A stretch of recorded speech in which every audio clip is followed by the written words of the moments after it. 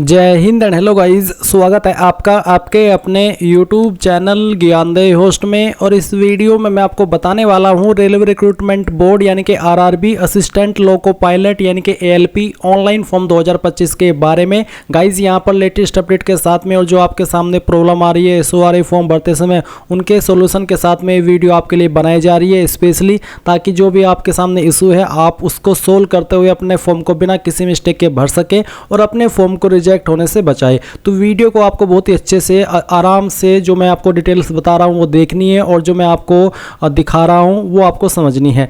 तो चलिए शुरू करते हैं। अगर आपने अभी तक वीडियो को लाइक शेयर नहीं किया कर दीजिएगा और चैनल को सब्सक्राइब कर लीजिएगा। इसके बाद में जो लिंक दिया है वीडियो के डिस्क्रिप्शन में, ये आप ओपन करेंगे आपको जानने को मिलेगा कि 9,970 वैकेंसी इसमें निकाली गई है एंड 11 मई 2025 तक आप फॉर्म को भर सकेंगे। किस जोनल के लिए कितनी वैकेंसी है वो आप चेक कर सकते हैं। अप्लाई करने के लिए आपके पास 3 विकल्प है।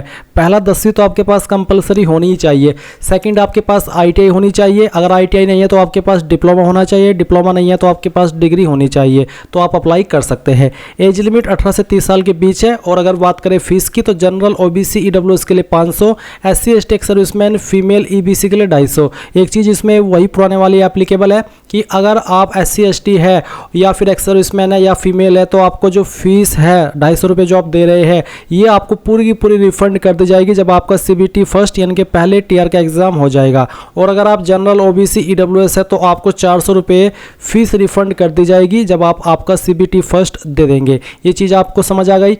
अब आप यहाँ पर इंपॉर्टेंट लिंक के सेक्शन में आएंगे और अप्लाई ऑनलाइन लिंक ओपन करेंगे। इसके बाद गाइज आपके सामने यहाँ पर आरआरबी की ये ऑफिशियल वेबसाइट आ जाएगी। ये वही वेबसाइट है जो कि 2024 के अंदर भी आपने देखी होगी अगर आपने रेलवे का कोई भी फॉर्म भरा होगा। तो मैं आपको बता दूं कि अगर आपने रेलवे का 2024 के अंदर कोई भी फॉर्म भरा है तो गाइज पहले से आपका अकाउंट बना हुआ है, आप यहाँ पर नया अकाउंट नहीं बनाएंगे। आप सिंपली अप्लाई के सेक्शन पर क्लिक करके ऑलरेडी हैव एन अकाउंट इसके ऊपर क्लिक करेंगे और फिर यहाँ पर सिलेक्ट करेंगे कि आपको किस माध्यम से इसमें साइन इन या फिर लॉगिन होना है। जैसे कि लॉगिन विद आधार, जहाँ पर आपको अपना आधार नंबर डालना होगा, जनरेट आधार OTP करना होगा। आपके नंबर पर एक OTP जाएगा जो कि आधार के साथ में लिंक है जो कि आप यहाँ पर डालेंगे और फिर आई एम नॉट रोबोट के ऊपर क्लिक करके लॉगिन कर लेंगे। पर गाइज अगर आपको इसमें कोई इशू आ रहा है तो आप यहाँ पर लॉगिन विद आरआरबी अकाउंट इसके ऊपर क्लिक करेंगे और जो आपने नंबर या ईमेल रजिस्टर किया था रजिस्ट्रेशन करते समय उनमें से कोई एक चीज़ यहाँ पर डालेंगे। जो पासवर्ड बनाया था उस वक्त वो पासवर्ड डालेंगे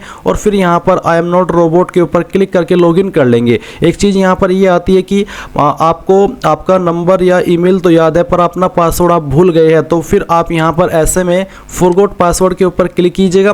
फिर आप यहाँ पर आपका रजिस्टर्ड नंबर या ईमेल एड्रेस डालिएगा, आपका डेट ऑफ बर्थ डालिए जो कि आपने फॉर्म भरते समय रजिस्टर किया था और फिर आई एम नॉट रोबोट के ऊपर क्लिक करके आप जैसे ही प्रोसीड करेंगे तो आपको मैसेज के माध्यम से आपको एक नया पासवर्ड सेंड कर दिया जाएगा जिसका इस्तेमाल करके आप यहाँ पर लॉगिन हो जाइएगा। पर गाइज अगर आप बिल्कुल फ्रेशर है, आपने इस वेबसाइट का इस्तेमाल करके अभी तक कोई भी फॉर्म नहीं भरा तो आपको इसमें सबसे पहले अकाउंट क्रिएट करना होगा। इसके लिए आप यहाँ पर क्रिएट एन अकाउंट इसके ऊपर क्लिक करेंगे।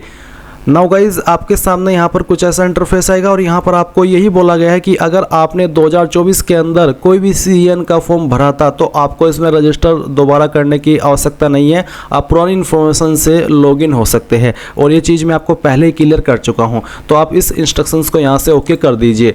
अब आती है आपकी कंट्री ऑफ नेशनलिटी। तो इसमें सबसे पहले अगर आप इंडियन है तो आप इंडिया सेलेक्ट कर लीजिएगा। फिर यहाँ पर पर्सनल इन्फॉर्मेशन में आपको जो भी इन्फॉर्मेशन देनी है वो अपने 10th के सर्टिफिकेट के अकॉर्डिंग देनी है। तो आपका जो भी फुल नेम है वो आप यहाँ पर एंटर कर दीजिए। इस फुल नेम को आपको दोबारा डाल करके यहाँ पर वेरीफाई कर देना है। फिर आपसे पूछेगा कि क्या आपने आपका नाम बदला है 10वीं के बाद में, अगर हाँ तो यस, नहीं तो आप नो करेंगे। फिर गाइज जो भी आपकी डेट ऑफ बर्थ है वो आप यहाँ पर कैलेंडर के ऊपर क्लिक करके सिलेक्ट कर लीजिए। पहले ईयर, फिर यहाँ से आपका जो भी मंथ है वो सिलेक्ट कर लीजिए और उसके बाद में डे, तो आपकी डेट ऑफ बर्थ आ जाएगी। इसके बाद में आप यहाँ पर देखेंगे रीटाइप डेट ऑफ बर्थ, यानी कि जो भी DOB अभी आपने यहाँ पर सिलेक्ट की है वो आपको दोबारा से टाइप करनी है इसको वेरीफाई करने के लिए। तो आप यहाँ पर इस तरह से अपनी जो भी DOB यहाँ पर आपने भरी है उसको वेरीफाई कर दीजिएगा।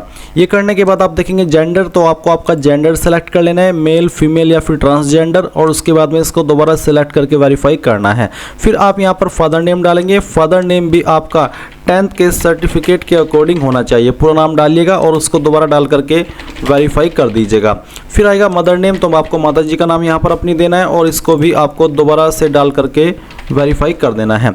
अब आती है कॉन्टैक्ट डिटेल। यहाँ पर गाइज आप आपकी ईमेल एड्रेस डालिए और उसके बाद में जनरेट ईमेल ओटीपी कीजिए। आपकी ईमेल के ऊपर एक ओटीपी जाएगा जो कि आप यहाँ पर डाल दीजिएगा।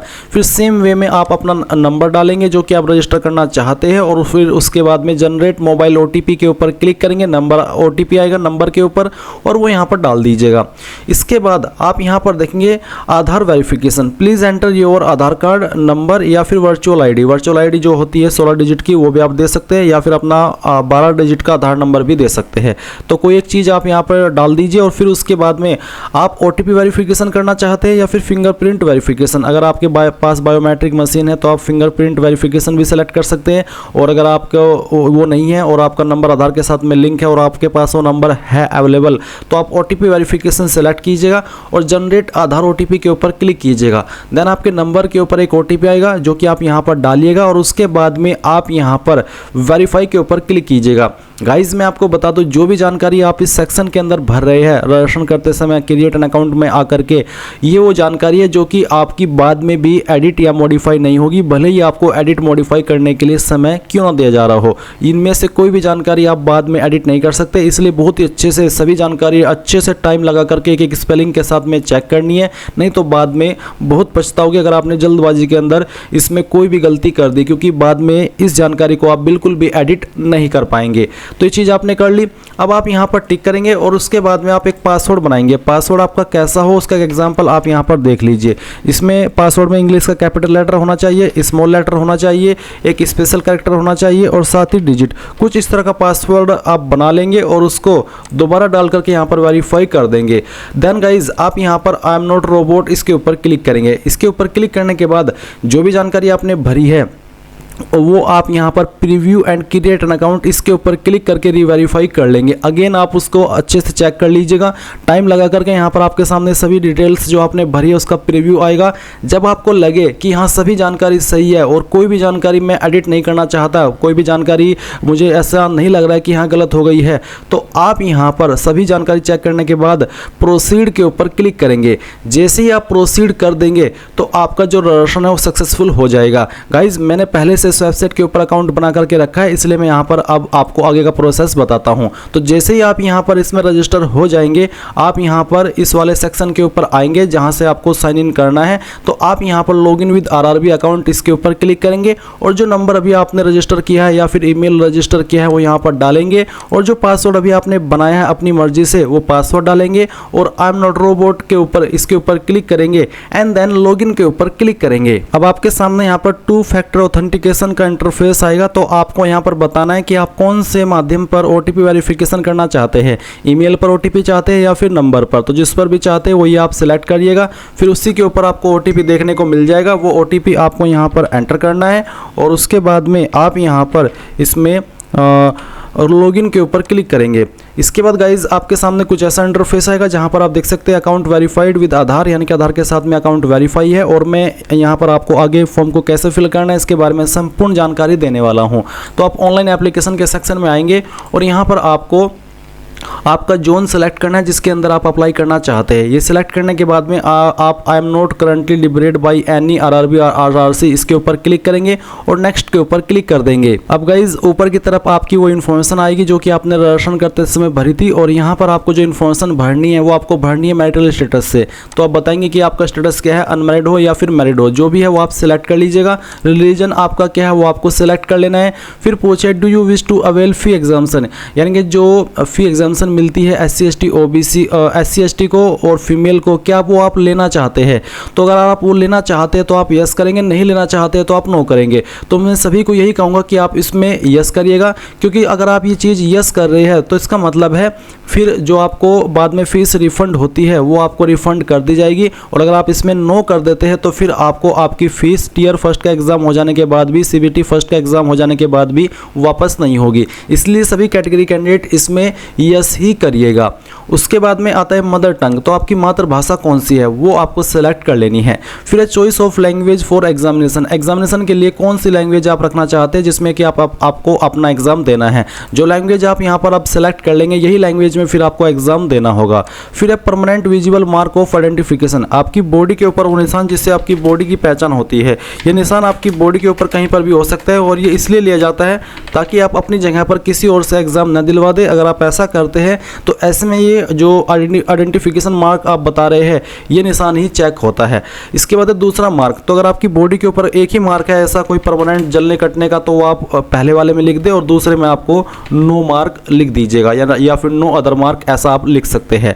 इसके बाद आता है कम्युनिटी डिटेल्स, तो आपको यहाँ पर बताना कि आपकी कास्ट कैटेगरी क्या है, जनरल है, एसटी है, ओबीसी है या फिर ईडब्ल्यूएस है। मान लीजिए जनरल है तो कोई अतिरिक्त ऑप्शन नहीं आएगा। अगर आप एसटी है तो आपको बोला है कि only those community which are recognized by central government of India as SC ST and OBC non creamy layer are eligible for reservation in recruitment in Indian railways, यानी कि जो सेंट्रल गवर्नमेंट के अंदर SC ST and OBC recognize की गई है category वही यहाँ पर रिजर्वेशन का फायदा ले सकती है। तो जैसे कि मैंने डेमो के लिए एसटी सेलेक्ट करके दिखाया, तो आप यहाँ पर बताएंगे कि आपकी ट्राइब कौन सी है, यानी कि आपकी कास्ट या फिर ट्राइब कौन सी है वो आपको बतानी होगी। इसके बाद में आप यहाँ पर कम्युनिटी सर्टिफिकेट नंबर देंगे, यानी कि जो भी आपका सेंट्रल का कास्ट सर्टिफिकेट है और उसके ऊपर जो सर्टिफिकेट नंबर है वो आप यहाँ पर डालिएगा। किसके द्वारा आपका सर्टिफिकेट जारी हुआ है वो पोस्ट आपको यहाँ पर सेलेक्ट करनी है।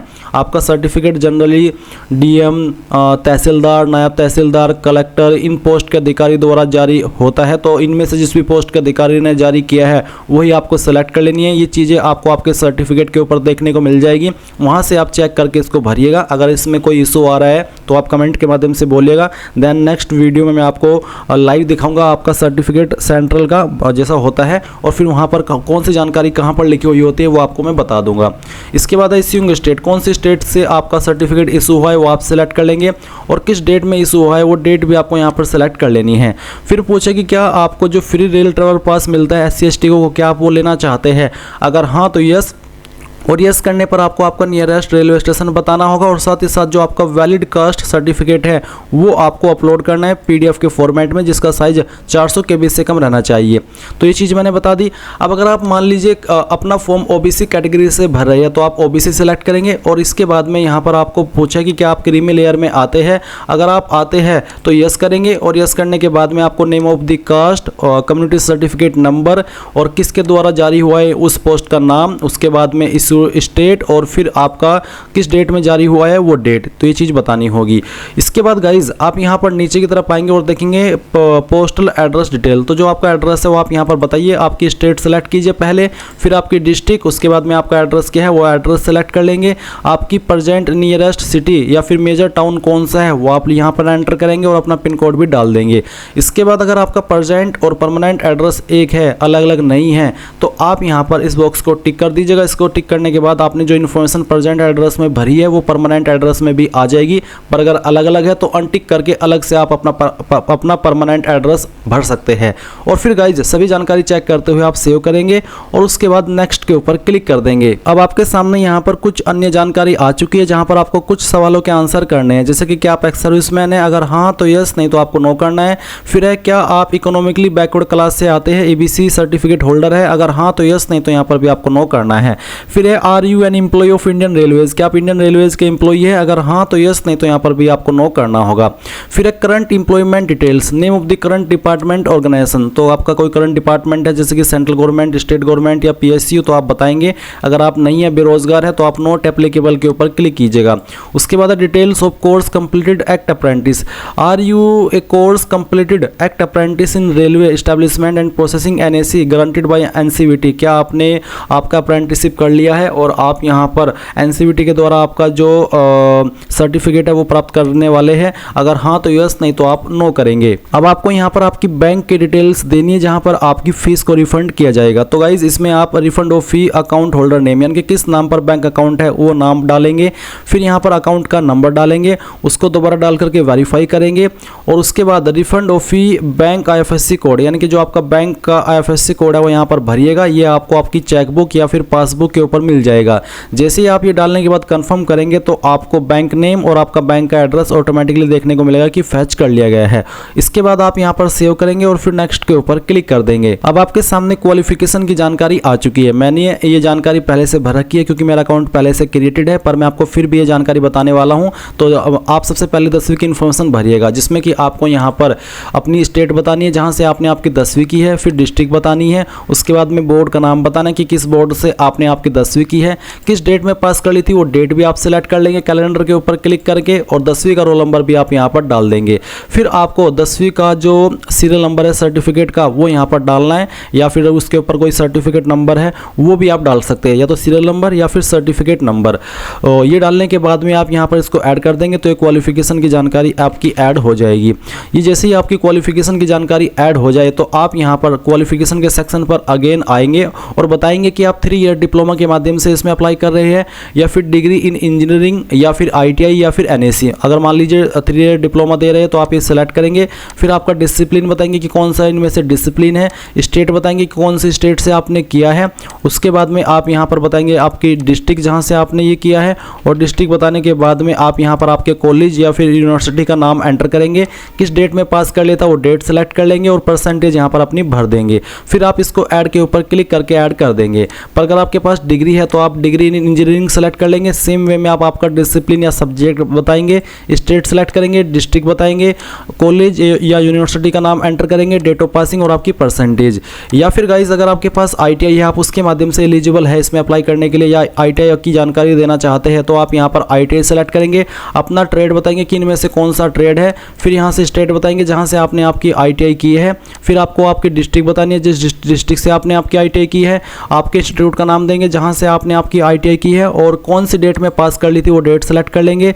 सर्टिफिकेट किसके द्वारा इशू हुआ है, NCVT या फिर SCVT, वो आप बता देंगे। सर्टिफिकेट टाइप क्या है, नेशनल ट्रेड सर्टिफिकेट है या फिर स्टेट ट्रेड सर्टिफिकेट है, तो जो भी है वो आप सेलेक्ट कर लीजिएगा आपके सर्टिफिकेट की डिटेल्स के अकॉर्डिंग, और उसके बाद आप ऐड के ऊपर क्लिक करेंगे तो ये जानकारी आपकी ऐड हो जाएगी। इसी प्रकार से अगर आप NAC देना चाहते हैं, NAC के माध्यम से अप्लाई है, तो आपको यहाँ पर सेम वे में आपका ट्रेड बताना है, फिर आपकी स्टेट बतानी है, डिस्ट्रिक्ट बतानी है, आपके इंस्टीट्यूट का नाम देना है, डेट ऑफ पासिंग देनी है, सर्टिफिकेट का नंबर, सर्टिफिकेट किसके द्वारा इशू है, बेसिकली इसमें एक ही ऑप्शन है NCVT का, तो आप ये सेलेक्ट कर लेंगे। Certificate type national apprentice certificate ये सेलेक्ट कर लेंगे और फिर आप ऐड के ऊपर क्लिक कर देंगे। तो मैंने सभी डिटेल्स बता दी है अच्छे से। आप इनमें से जिस भी माध्यम से एलिजिबल हो रहे हैं इनमें से क्वालिफिकेशन से वही सेलेक्ट करके यहाँ पर ऐड कर दीजिएगा, और फिर उसके बाद में आप नेक्स्ट के ऊपर क्लिक करेंगे। अब गाइज आपके सामने यहाँ पर फोटो एंड सिग्नेचर का सेक्शन आ चुका है। तो सबसे पहले आप सैंपल देख लीजिए कि कौन कौन से फोटो आपके एक्सेप्ट होंगे। तो आपका ये जो सिंपल फोटो है सबसे नीचे की तरफ, जिसमें आपको डेमो देखने को मिल रहा है, तो यही फोटो इस तरह का एक्सेप्ट होगा। बाकी इस तरह के फोटो जो कि आप यहाँ पर देख सकते हैं ये एक्सेप्ट नहीं होंगे, इसलिए ध्यानपूर्वक आपको आपका फोटो अपलोड करना होगा। आपका फोटो 2 महीने से पुराना नहीं होना चाहिए। साइज 100 KB से लेकर के आपका यहाँ पर 150 KB के बीच में होना चाहिए, जैसे कि आप वीडियो के अंदर और इसमें इंस्ट्रक्शंस के अंदर देख सकते हैं। और सिग्नेचर की अगर बात करें तो इसका साइज आपका 30 से 49 KB के बीच में, और जो पिक्सल रखा है जो कि आपको बताया है वो आप देख सकते हैं। और आपका जो सिग्नेचर है वो आपका बड़े अक्षरों में नहीं होना चाहिए। तो ये चीज़ें आपको अच्छे से ध्यान में रखनी है ये चीज़ अपलोड करने से पहले। फिर आप यहाँ पर ब्राउज के ऊपर क्लिक कीजिएगा। जैसे ही आप यहाँ पर फोटो फाइल सेलेक्ट कर लेंगे इस तरह से आपके सामने आएगी। आप इसको यहाँ से जूम इन जूम आउट कर सकते हैं, और फिर इसको इस तरह से करिएगा।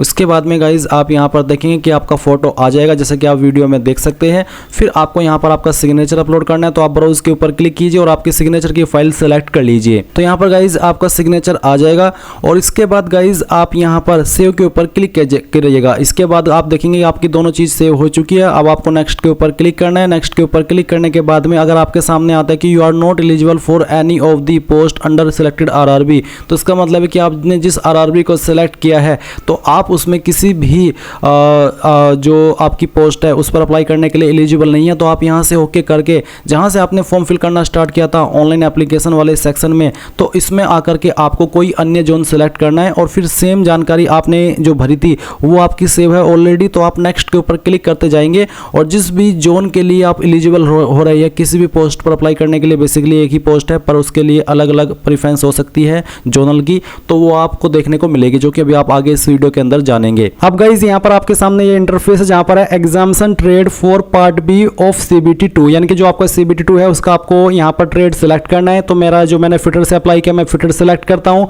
इसके बाद में यहाँ पर आपको आता है post and zone preference with the selected RRB। जो भी RRB आपने सेलेक्ट किया है उसमें आपको प्रेफरेंस के ऑप्शन दिए हैं। तो यहाँ पर आपका RRB चंडीगढ़ है, तो अगर आपको ये चेंज करना है तो आप क्लिक है टू चेंज RRB जोन, इसके ऊपर क्लिक करके चेंज कर सकते हैं। तो यहाँ पर एक ही है, मैं इसको टिक करता हूँ, यहाँ पर टिक करता हूँ। इसके बाद में यहाँ पर भी आपको टिक करना है एंड देन कहाँ से आप इस फॉर्म को भर रहे हैं उस सिटी का नाम आपको देना है एंड देन फिर आप प्रीव्यू एप्लीकेशन इसके ऊपर क्लिक करेंगे और आपके सामने यहाँ पर आपके फॉर्म का फाइनल प्रीव्यू आ चुका है। आपने शुरू से लेकर के अभी तक जो भी जानकारी भरी है एक बार फिर से चेक कर लीजिए एंड जब आपको लगे कि सभी जानकारी सही है यहाँ पर टिक कीजिए एंड देन सबमिट के ऊपर क्लिक कर दीजिए। नाउ गाइज आपको यहाँ पर क्या करना है, आपको सबमिट के ऊपर क्लिक करना है और इसके बाद में आपको यहाँ पर पेमेंट के पेज पर आना होगा। तो आपको देखने को मिल रही पेमेंट की जानकारी इस तरह से। अब आपको पे नाउ के ऊपर यहाँ पर क्लिक करना है और आप यहाँ पर व्यू एंड मॉडिफाई एप्लीकेशन इसके ऊपर क्लिक करके अभी भी इस जानकारी को मॉडिफाई कर सकते हैं एंड जब आपको लगे कि सभी जानकारी सही है तभी आपको पे नाउ पर क्लिक करना है। अब आपके सामने पेमेंट का पेज आ चुका है। आप अपनी application fees debit, credit card, internet banking, UPI, NFT यानी कि इनमें से किसी भी माध्यम का इस्तेमाल करके जमा कर सकते हैं। तो गाइज इस प्रकार से आप railway RRB ALP new vacancy 2025 apply online process complete कर पाएंगे। आई होप ये प्रोसेस आपको पसंद आया होगा। कोई सवाल डाउट रह गया हो तो आप कमेंट के माध्यम से पूछ लीजिएगा और अगर आपने अभी तक वीडियो को लाइक शेयर नहीं किया कर दीजिए। Thanks for watching. जय हिंद।